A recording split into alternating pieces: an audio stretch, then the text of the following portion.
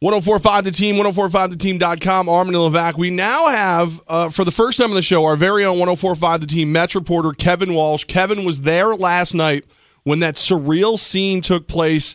The Wilmer Flores, Zach Wheeler for Carlos Gomez trade is circulating. Everybody's hearing about it except for the Mets. But the crowd starts to let Wilmer know something's up. What was it like at that moment at Citi Field? It was truly bizarre to watch all the fans stand up and give him the standing ovation. They're chanting his name. He's at the plate. I think it finally set in once he made out at that at-bat. He tipped his helmet to the crowd, and I guess it kind of, when we were talking to him after the game, it seemed like it really set into him.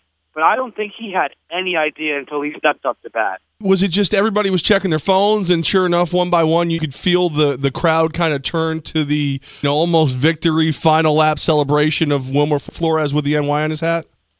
Even within the press box, you saw all the guys started to talk around. Everyone's getting the updates, and you could sense that out in the crowd. Everyone just saw that something was happening.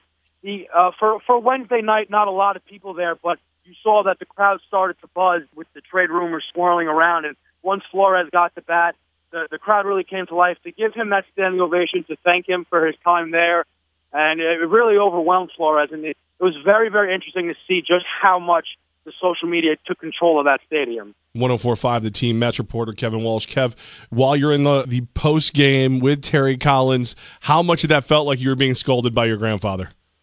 It felt exactly like that. He didn't mean to be mean to any of the media guys, but you could just tell that he was very, very frustrated with the situation. They're in the middle of a pennant race, like you said, and he's out there trying to win ball games, and he's got his starting shortstop crying in the dugout because he thinks that he's never going to play in the Mets uniform again. Meanwhile, he's there today in a Mets uniform. He didn't get a call from anyone. He had no idea what was going on.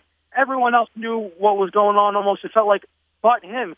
So there was so much frustration, and some media guys saying, "You see a guy crying like that? Why don't you take him out?" And he goes, "Because I'm trying to win a ball game. I need him to go hit."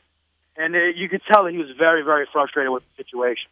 What a surreal situation. It's one of those like only the Mets type situations, even though it's not exactly the Mets' fault. Thank you so much for being there for us. 1045 The Team Mets reporter Kevin Wallsh. Kev, thank you so much. Have a great day. All right, you too, man. Thanks a lot.